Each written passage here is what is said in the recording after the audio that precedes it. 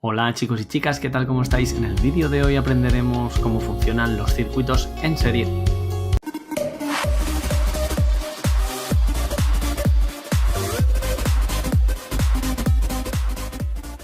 Hola chicos y chicas, ¿qué tal? ¿Cómo estáis? Como os he comentado antes, en este vídeo vamos a explicar qué es el circuito en serie y cómo se calcula las características básicas de un circuito en serie, ¿vale? Lo primero de todo es conocer qué es un circuito en serie. Un circuito se dice que varios elementos están conectados en serie cuando están conectados en la misma rama del circuito, ¿vale? Es decir, cuando están uno detrás del otro. Otra manera de analizarlo es cuando la salida del primer elemento del circuito coincide justo con la entrada del segundo, ¿vale? Es decir, pues esa es la razón por la cual están uno detrás del otro. Hay algunas ventajas e inconvenientes de los circuitos en serie. La principal dificultad o el principal inconveniente de un circuito en serie es que cuando falla un elemento, fallan todos. ¿Por qué? Porque cuando están conectados uno detrás del otro, si de repente uno falla y se corta el circuito o la cantidad de electrones o se corta la corriente eléctrica, lógicamente ya no pasan electrones por el circuito y falla todo el sistema. Sin embargo, tiene una ventaja, y es que el coste de la instalación, montarlo, es mucho más fácil, ya que como solo hay un camino, pues gastas menos cable que, por ejemplo, si hicieses más caminos o más diferentes posibilidades a tu circuito, ¿vale? Bueno, básicamente lo que vamos a aprender a hacer para aprender a calcular un circuito en serie es que vamos a intentar conocer cuáles son las principales características del circuito, es decir, cuál es la intensidad, el voltaje, la potencia y la resistencia de cada uno de los diferentes elementos que puedes encontrar dentro de un circuito, ¿vale? Vamos a seguir un procedimiento muy sencillo donde básicamente nos vamos a ayudar de dos ecuaciones, de la ley de Ohm y de la ecuación de la potencia, que ya hemos visto que son muy importantes, pero que ahora nos van a ayudar más todavía, si cabe, en este vídeo, ¿vale? Bueno, vamos a aplicarlo a un ejemplo muy sencillo, que es este que tenemos aquí. Tenemos un circuito eléctrico formado por una pila de 20 voltios. Tenemos tres resistencias, una de 100 ohmios, de 30 ohmios y de 50 ohmios. Recuerda que estos son los valores nominales, ¿vale? Y lo que vamos a hacer es representar todos los cálculos que vamos a hacer, los vamos a organizar en una tabla para que veas que, bueno, pues que toda la información está clara, está concisa y está todo muy aclaradito, ¿vale? Bueno, lo primero de todo es darte cuenta que hay tres resistencias, pero lo primero que tenemos que saber es cómo se nombran las resistencias en un circuito en serie. Bueno, pues es muy fácil de hacerlo.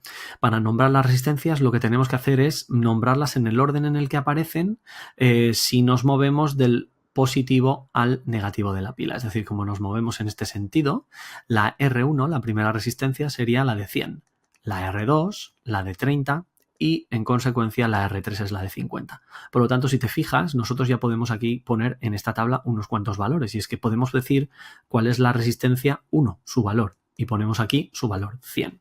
La 2 también la conocemos, que son 30. Y la 3, que también la conocemos, es de 50, ¿vale? Bueno, tenemos otro valor interesante que es la pila, el voltaje de la pila. Si te fijas, la pila lo que hace es alimentar a todo el circuito. Por lo tanto, sus voltios son los voltios de todo el circuito, es decir, alimentamos a todo el sistema. Por lo tanto, estos 20 voltios son los voltios totales del sistema. Pues entonces lo vamos a poner aquí, 20 voltios, ¿vale? Genial, estupendo. Bueno, pues vamos a empezar a resolver este sistema poco a poco y vamos a ver cómo rellenamos la tabla y cómo conocemos sus principales características. Bueno, lo primero de todo que tenemos que hacer es darnos cuenta que nosotros este sistema no lo sabemos resolver con las herramientas que tenemos. No lo sabemos, porque nosotros solo sabemos resolver sistemas eléctricos que tienen una sola resistencia. ¿Por qué? Pues por una cosa muy sencilla, que es la ley de Ohm. La ley de Ohm la sabemos calcular cuando hay una V, una R y una intensidad. Por lo tanto, nosotros solo sabemos calcular esto de aquí. ¿Cuál es el problema? Que en este sistema tenemos tres resistencias.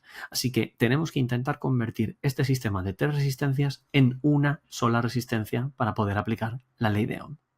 Para ello lo que hacemos es simplificamos todo este sistema de resistencias y calculamos lo que se llama la resistencia total. La resistencia total no deja de ser en un circuito en serie más que la suma de las resistencias. Esto es muy importante, ¿eh? En un circuito en serie, la resistencia total, es decir, la equivalente, ¿vale? Es la suma de las resistencias. En este caso será 100 más 30 más 50, es decir, 180 ohmios. Y ese numerito yo me lo puedo poner aquí, en este lado de la tabla, ¿vale? Por lo tanto, ¿qué es lo que he hecho? He convertido todo este sistema de 3 resistencias en un sistema de una sola resistencia en el que nosotros sí que podemos aplicar la ley de Ohm. Vale. Ya hemos calculado, por lo tanto, la R total y ahora, ¿qué es lo que pasa? Que tengo la V total, tengo la R total, gracias a la ley de Ohm puedo calcular la intensidad total, ¿vale? Bueno, por lo tanto, lo que hago es V total partido R total. En este caso será 20 dividido 180, ¿vale? Si dividimos 20 entre 180, nos sale aproximadamente a 0,11 amperios, ¿vale? Bueno, esta intensidad que hemos calculado aquí sería esta de aquí, 0,11 amperios. ¿Pero qué es lo que pasa en un circuito en serie? Pues mira, vamos a pensar un poco. Imagínate que en vez de ser un circuito eléctrico, es un circuito de agua. Con estos 0,11 amperios nosotros estamos diciendo que por aquí están empezando a moverse 0,11 amperios. Si es un circuito en el que solo hay un cable, es decir, si fuese agua, esto sería una única tubería de agua, estos 0,11, que por ejemplo podrían ser 0,11 litros, estos 0,11 están pasando también por la primera resistencia, ¿no? Por lo tanto, por la primera resistencia de 100 ohmios estarían pasando 0,11 litros, en este caso 0,11 amperios. ¿Qué pasaría en la segunda resistencia? Pues exactamente igual, que los electrones que salen de la primera se van hacia la segunda resistencia. Por lo tanto, ¿cuántos electrones estarían pasando por aquí por la segunda resistencia? Pues también 0,11. Y si siguen el camino, ¿qué pasará? Que nos encontraremos con la tercera resistencia. Pero ¿cuántos electrones, en este caso litros, si fuese un sistema de agua, estarían pasando? Pues 0,11 litros, exactamente lo mismo. Pues entonces en este caso también tendríamos 0,11 amperios. Entonces, ¿qué es lo que pasará siempre en un circuito en serie? Pues que la cantidad de electrones totales del sistema son los mismos en la primera, en la segunda y en la tercera resistencia. Es decir, que en un circuito en serie todas las intensidades son iguales. En este caso, 0,11 amperios. Pues entonces nosotros ponemos 0,11 aquí, 0,11 aquí y 0,11 aquí. Si quieres, puedes incluso borrar toda esta fila y poner una única vez 0,11, ¿vale? Muy bien, perfecto. Pues vamos a continuar con nuestro trabajo. Si nos damos cuenta, ahora vamos por las columnas, columna a columna, R1, R2, R3, y me doy cuenta que, pues que ahora, como yo sé los electrones que pasan por la primera resistencia y sé cuántos ohmios tiene la primera resistencia, yo puedo hacer esto. Yo puedo calcular la V1, es decir, cuántos voltios tiene la primera resistencia. ¿Cómo calculamos eso? Aplicando la ley de Ohm. Nosotros sabemos que el voltaje de un elemento siempre se calcula como la intensidad por la resistencia. En este caso será I1, que son 0,11, por R1, que son 100. Y esto nos da 11 voltios.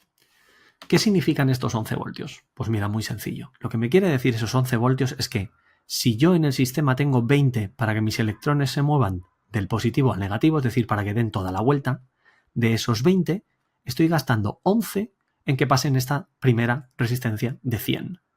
Es decir, que de los 20 voltios voy a gastar 11 en que los electrones pasen por la primera resistencia. Por lo tanto, aquí tengo mis 11 voltios.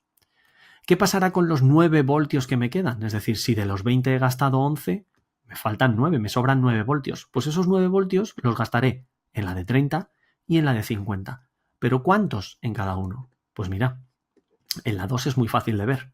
V2 será I2 por R2. Es decir, si multiplico la intensidad, la cantidad de electrones que pasan por la 2 por la resistencia de la 2, yo sabré que si hago 0,11, en este caso por 30, que es la resistencia, me da 3,3 voltios. ¿Vale? Es decir, de los 9 que me quedan, 3,3 voltios los voy a gastar aquí, en la de 30. Pues 3,3.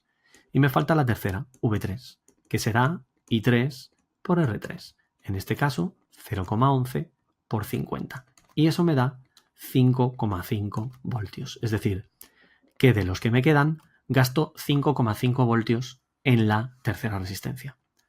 Resumiendo, en un circuito en serie, los voltios totales que tengo para alimentar o para conseguir que los electrones vayan desde el positivo hasta el negativo, será igual a los voltios, la suma de los voltios que voy perdiendo en cada uno de los diferentes elementos que me voy encontrando. Perdonad, pero no puedo escribir más aquí, ¿de acuerdo? Sería V3, V1 más V2 más V3, ¿vale?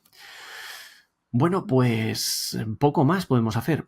Bueno, yo creo que si te das cuenta, a lo mejor ahora te salta una alarma y me dices, oye, Gerba, tengo un problema. Y es que, según lo que acabas de decir, si sumo 11 más 3,3 más 5,5, no me da 20, me da creo que 19,8. Tienes razón, no da exactamente 20. Pero seguro que si piensas un poco te puedes dar cuenta de dónde está el error. Mira, el error está en un sitio muy sencillo. Cuando hemos hecho esta primera división, la de la intensidad total, los 0,11 amperios, hemos redondeado, hemos quitado decimales. Al quitar decimales, hemos cometido un error tanto en los voltios de 1 como en los de 2 como en los de 3. Eso hace que la suma de voltajes al final no me dé 20, sino casi 20. Simplemente es que lo tengas en cuenta, que al redondear cometes errores. Pero bueno, si usases un sistema o una hoja de cálculo mucho más precisa, los resultados te saldrían perfectos. Bueno, y vamos a calcular lo único que nos queda, que son las potencias. Para calcular las potencias lo que vamos a hacer es aplicar la fórmula básica de potencias que sabemos. Perdón, esta está mal, ¿no? ¿Vale? Perdonadme que lo voy a escribir bien, aunque sé que está mal escrito, ¿vale? Sería esta de aquí, V1 por I1. En este caso serían los 11 voltios por los 0,11 amperios, ¿vale? Que en este caso estamos hablando de aproximadamente 1,23 vatios. Pues me los pongo aquí, 1,23. Para la potencia 2 lo que hago es V2 por la I2, es decir, en este caso 3,3 por 0,11. Y esto da aproximadamente 0,33 vatios. Y me los pongo aquí, 0,33. Y calculando la potencia 3, que es muy sencillo, V3 por I3, esto da unos 5,5 por 0,11, que da unos 0,61 vatios aproximadamente, ¿vale? 0,61. Para calcular la potencia total del sistema, es decir, cuál es la potencia total de mi sistema, pues lo que hago es sumar potencias. La de 1, la de 2 y la de 3. Y esto me da aproximadamente unos 2,22 vatios que los pondría aquí, ¿vale? Hay otra manera de calcular la potencia total, ¿de acuerdo? Que sería con el voltaje total por la intensidad total. Claro, si tengo la V total y la I total, cuando hago su multiplicación me da la potencia total y me tienen que dar el mismo número, ¿vale? Bueno, pues hasta aquí un circuito en serie. Espero que te haya servido y si tienes alguna duda, no dudes en preguntarlo en clase. Nos vemos, hasta luego.